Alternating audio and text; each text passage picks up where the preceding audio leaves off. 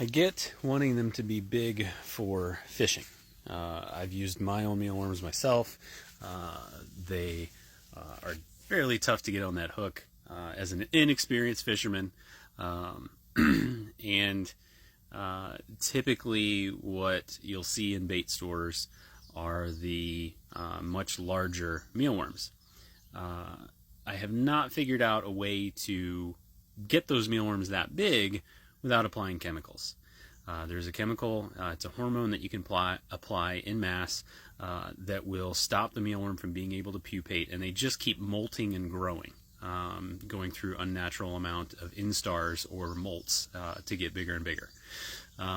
The the chicken part, though, like you want to freeze dry them for chickens, they don't care what size they are. So if you've got regular sized mealworms and they're smaller than what you've seen from a bait shop perspective, or the you think the larger is better, it's not necessarily the case. The medium sized ones that I sell, chickens gobble them up just fine, and it becomes sort of almost a pain point depending on how many chickens you have and how far you want to go. If you harvest a tray and you've got different sizes, the chickens are going to eat all of those.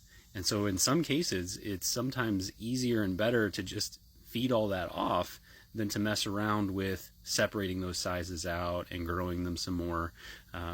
It just depends on the situation. But don't aim for having super big ones for the chickens.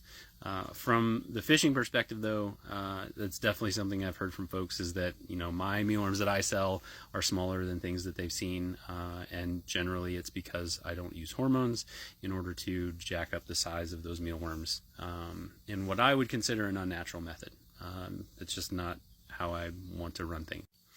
Hopefully that helps out. If you have any more questions, let me know.